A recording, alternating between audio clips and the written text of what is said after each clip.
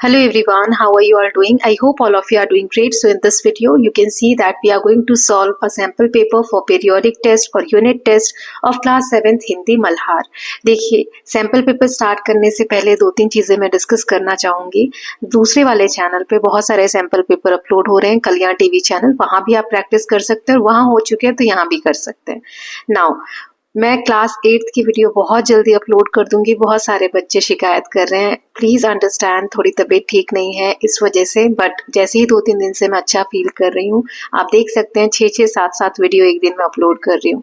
So I will cover all the syllabus very soon, just pardon me for some days, I will complete all the syllabus. Okay, so अभी आप जो मैं upload कर रही हूँ, जितना हेल्प कर सकती हूँ प्लीज उससे प्रैक्टिस कीजिए। And thank you so much for supporting me everywhere. Okay, so let us just start the sample paper. इसका एक और सेट दूसरे वाले चैनल पर भी अपलोड हो गया, वो आप प्रैक्टिस कर सकते हैं। चलिए स्टार्ट करते हैं। तो यहाँ आप देख सकते हैं 40 मार्क्स का ये टेस्ट है। इसमें सभी क्वेश्चन आपको कंपलसरी है, सीक्वेंस में आंसर करने हैं, राइटिंग पे ध्यान देना है। प्रश्न 1 जो है इसमें गद्यांश दिया है, जिसे पढ़कर यहाँ 5 क्वेश्चन है सॉल्व करने हैं। ऑप्शंस दिए हुए, करेक्ट ऑप्शंस को मार्क करना है। क्वेश्चन नंबर 2 है, यहाँ पर पोएम का एक पैराग्राफ दिया गया है। इस बेसिस पे यहाँ पर 5 क्वेश्चन है। Again you will have options, you have to choose the correct one. Question number 3 10 questions हैं, ये व्याकरण वाला पार्ट है। सारे क्वेश्चन 1-1 मार्क्स के हैं and again you will have options, you have to choose the correct option. Then question number 4 जो है, इसमें क्वेश्चन आंसर्स दिए हैं, 5 हैं, 2-2 मार्क्स के हैं, 10 नंबर का ये क्वेश्चन है। क्वेश्चन नंबर 5 आपको एक अनुच्छेद यानी पैराग्राफ लिखना है। यहाँ टॉपिक दिया हुआ है विद्यालय अनुशासन का महत्व, मतलब विद्यालय में आप डिसिप्लिन लाइफ जब जीते हैं तो उसका क्या इंपॉर्टेंस है उसके बारे में लिखना है एक पैराग्राफ। और यहाँ पर आपको लाइब्रेरी कार्ड, पुस्तकालय कार्ड बनवाने हेतु प्रधानाचार्य को आवेदन पत्र लिखना है। तो उसके लिए एक पत्र लिखने के लिए यहाँ पे 5 मार्क्स का ही क्वेश्चन दिया हुआ है। ओके, सो ऐसे ही एग्जाम में आपको करना है कि सबसे पहले क्वेश्चन पेपर पूरा अच्छे से रीड कर लेना है। ठीक है, read the question paper, short में लिख रही हूँ। सेकंड, घबराना नहीं है, डोंट गेट पैनिक, जो क्वेश्चन आता है वहां से पेपर को स्टार्ट करना है। So start with the best.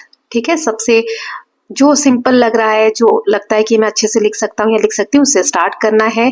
Then time management पे ध्यान देना है, ज्यादा टाइम अपने को एक क्वेश्चन में वेस्ट नहीं करना है, so that you are going to cover the syllabus और द पेपर इन टाइम। ठीक है, फिर लास्ट में आपको टाइम बचाना है पेपर को रिवाइज करने के लिए, रिवीजन के लिए, so that if there is any mistake, कोई क्वेश्चन छूट गया है, क्वेश्चन नंबर आंसर नंबर गलत मार्क हो गया है, तो वो सब करेक्शन करने के लिए आपके पास थोड़ा सा टाइम होना चाहिए। Okay, now let us just see the question paper. तो पहले से हम शुरुआत करते हैं। यहाँ पे जो पैराग्राफ है उसको रीड कर लेते हैं।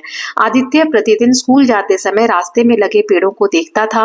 वह सोचता था कि यदि ये पेड़ ना हो तो हवा कितनी गर्म और दूषित हो जाएगी। एक दिन उसने देखा कि कुछ लोग सड़क के किनारे खड़े पेड़ों को काट रहे हैं। यह देखकर वह बहुत दुखी हुआ और उसने अपने शिक्षक को बताया। अगले दिन विद्यालय में वृक्ष संरक्षण पर चर्चा हुई। संरक्षण मतलब होता है कंजर्वेशन, कि प्लांट को हमें क्यों सेव करना चाहिए, क्योंकि देखो यहाँ पर दिया है कि पेड़ नहीं हो तो हवा नहीं होगी, या फिर बहुत गर्मी होगी, गर्म होगी, है ना। सो दूषित हो जाएगी धरती अगर पेड़ पौधे ना हो तो। इस पर चर्चा हुई, डिस्कशन हुआ और छात्रों ने पौधे लगाने का संकल्प लिया कि हम पेड़ लगाएंगे, क्योंकि पेड़ नहीं होंगे तो मनुष्य जीवन पॉसिबल नहीं है अर्थ के ऊपर। ओके, नाउ इस बेसिस पे क्वेश्चन है। पहला है, आदित्य रोज किस चीज को देखते हुए स्कूल जाता था? पेड़ काटते देखकर आदित्य को कैसा महसूस हुआ? तो वो किसको देखते हुए स्कूल जाता था? जानवर, पेड़, वाहन या नाले? पेड़ काटते देखकर आदित्य को कैसा फील हुआ? खुश, दुखी, उत्साहित या डरा हुआ? आदित्य ने यह बात किसे बताई? मित्र को, शिक्षक को, माता पिता को या किसी को नहीं? फिर विद्यालय में अगले जो दिन था उस पर किस पर चर्चा हुई, किस टॉपिक पर? परीक्षा पर, वृक्ष संरक्षण पर, खेल पर या छुट्टी पर? छात्रों ने क्या संकल्प लिया? पौधे लगाने का, पेड़ काटने का, सफाई बंद करने का, स्कूल ना जाने का? तो पांचों के आंसर देख लेते हैं। पहला है, वह किस चीज को देखते हुए स्कूल जाता था? पेड़ों को देखते हुए। पेड़ काटता देखकर आदित्य को कैसा महसूस हुआ? उसे दुख हुआ, दुखी। देन आदित्य ने यह बात किसे बताई? तो आदित्य ने ये बात शिक्षक को बताई, अपने टीचर्स को बताई। विद्यालय में अगले दिन किस चीज पर चर्चा हुई? परीक्षा पर, वृक्ष संरक्षण पर, कि पेड़ों को बचाना चाहिए तो वृक्ष संरक्षण पर। छात्रों ने क्या संकल्प लिया? उन्होंने क्या डिसाइड किया कि वो पेड़ काटने लगेंगे या पौधे लगाने लगेंगे, सफाई बंद कर देंगे, तो पौधे लगाने का। ठीक है, नाउ नेक्स्ट क्वेश्चन देख लेते हैं। यहाँ पे पोयम का पैराग्राफ है या पैसेज है, पद्यांश दिया है। आया बादल काला घना, लाया ठंडी हवा सुहाना। बिजली चमकी गरजा बादल बरसा पानी हरा हुआ वन। अब इस बेसिस पे क्वेश्चन है, बादल ऋतु की यहाँ पर बात, वर्षा ऋतु की यहाँ पर बात की गई है। कविता में किसके आने की बात कही है? धूप, बादल, हवा या कोहरा? बादल आने पर कैसा मौसम हुआ? गर्म, ठंडा और सुहाना, तेज धूप आई या धूल भरा हुआ मौसम हुआ? बिजली के बाद क्या हुआ? तूफान आया, पानी बरसा, कुछ नहीं हुआ या पक्षी उड़ गए? वर्षा से क्या हरा भरा हुआ? आकाश, नदी, वन या बादल? घना का विलोम क्या है? विलोम मतलब ऑपोजिट, विपरीतार्थक शब्द, मतलब इसका अपोजिट क्या होगा? घना मतलब पतला, हल्का, सूना या दूर। तो इसके आंसर्स देख लेते हैं। कविता में किसके आने की बात है? तो बादलों के आने की बात है। बादल आने पर कैसा मौसम होता है? मौसम ठंडा और सुहाना हो जाता है, ख वाला। बिजली के बाद क्या होता है? पानी बरसने लगता है। वर्षा से क्या हरा भरा होता है? वन, जंगल। घना का विलोम क्या है? पतला। घना मतलब बहुत डेंस, बहुत ज्यादा घना, बड़ी मात्रा में, और पतला मतलब कम डेंस। ठीक है।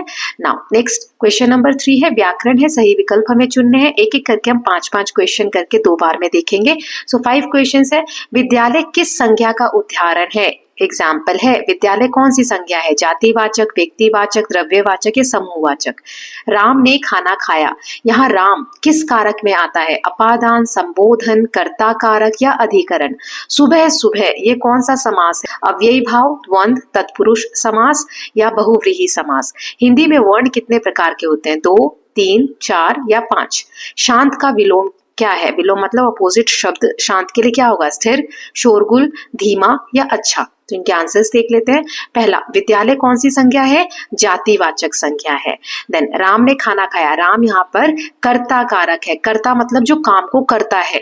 जैसे राम खाना खा रहा है ना, तो राम काम कौन कर रहा है, मतलब खाना कौन खा रहा है? राम। तो जब भी हमें कर्ता कारक पूछना हो तो सेंटेंस को हम कौन से क्वेश्चन करेंगे? हु से, कि कौन खाना खा रहा है, तो इसका आंसर जो आएगा राम खाना खा रहा है। तो राम यहाँ पर क्या है? कर्ता कारक है ना। सुबह सुबह किस समास का उदाहरण है? कौन सा समास है इसमें? अव्ययी भाव, द्वंद्व समास, तत्पुरुष समास या बहुव्रीहि? तो ये हमने देखा था कि जब भी इस तरीके के सेम शब्द रिपीट होते हैं तो इसमें अव्ययी भाव समास होता है। हिंदी में वर्ण कितने होते हैं? तो 3 वर्ण होते हैं। शांत का विलोम क्या है? शोरगुल। नाउ जल प्लस उद्धव, ये किस संधि का है? यण संधि, गुण संधि, दीर्घ संधि या विसर्ग संधि? नीचे दिए गए शब्द में विशेषण पहचानना है। विशेषण ऐसे शब्द होते हैं जो किसी चीज की विशेषता बता रहे हो।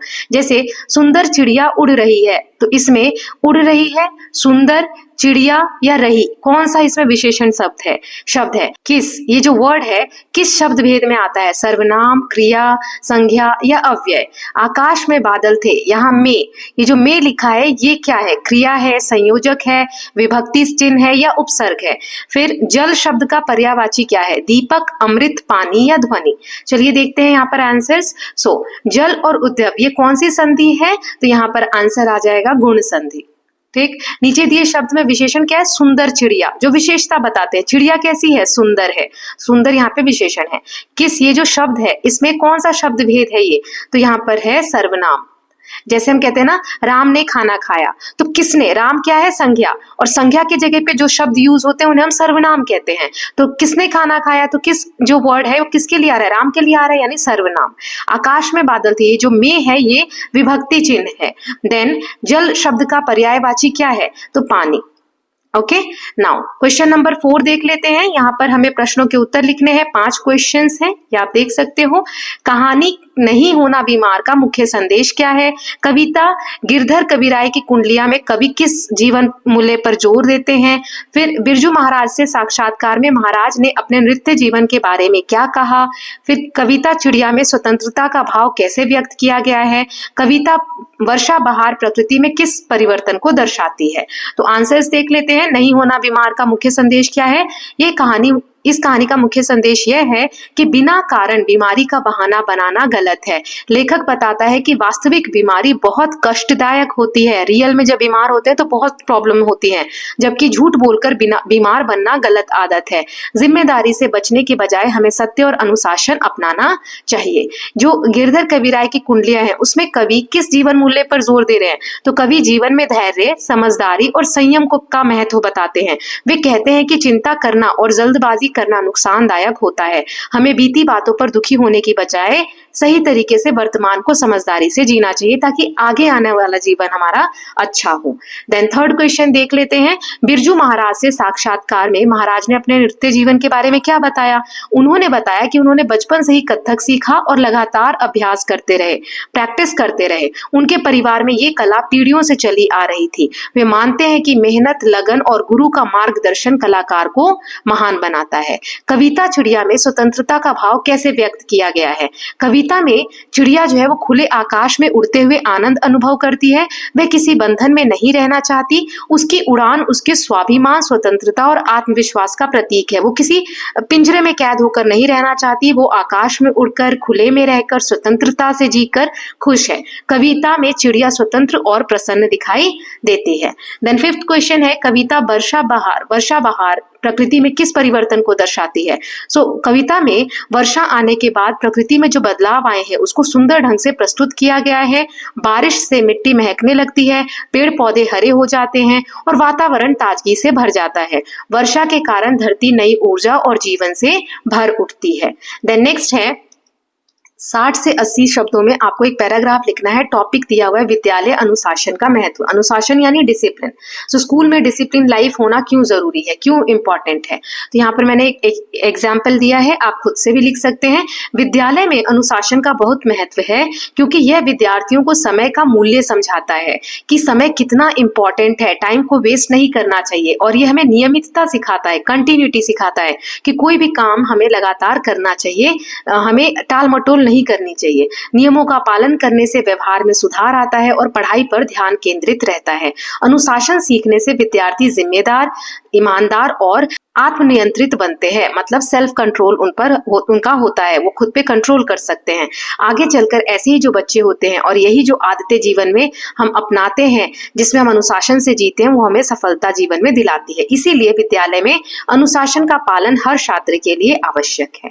नाउ नेक्स्ट क्वेश्चन है, लास्ट क्वेश्चन। किसी पुस्तकालय कार्ड बनवाने हेतु प्रधानाचार्य को रिक्वेस्ट करना है, एप्लीकेशन देना है। तो चलिए देख लेते हैं कैसे लिखेंगे आप। सेवा में प्रधानाचार्य महोदय, यहाँ विद्यालय का नाम लिखेंगे। विषय है यानी सब्जेक्ट है पुस्तकालय कार्ड बनवाने हेतु आवेदन।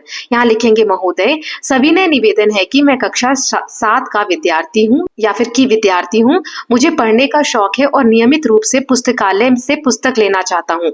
मतलब मैं कंटिन्यूटी में लाइब्रेरी से बुक्स लेना चाहता हूँ या चाहती हूँ। इसीलिए आपसे विनम्र निवेदन है कि कृपया मेरा पुस्तकालय कार्ड बनवाने की अनुमति प्रदान करें। धन्यवाद। आपका आज्ञाकारी या आपकी आज्ञाकारी। यहाँ पर आप अपना नाम लिखेंगे, क्लास 7, रोल नंबर लिखेंगे और यहाँ पे डेट लिखेंगे। ओके, तो इस तरीके से ये आपको ये पैटर्न फॉलो करना है। यहाँ पे एक लाइन का गैप आएगा, यहाँ एक लाइन का गैप आएगा, यहाँ पर और यहाँ पर। बाकी ये सारी चीजें एक लाइन में आनी चाहिए। ठीक है, तो ये आप ध्यान रखेंगे। So with this students we are done with the sample paper. Please go with the other sample papers on other channel. Okay, so we'll meet very soon with the next sample paper. Till then, please take care of yourself, keep learning, keep revising, and don't forget to subscribe the channel for more such videos. Thank you so much.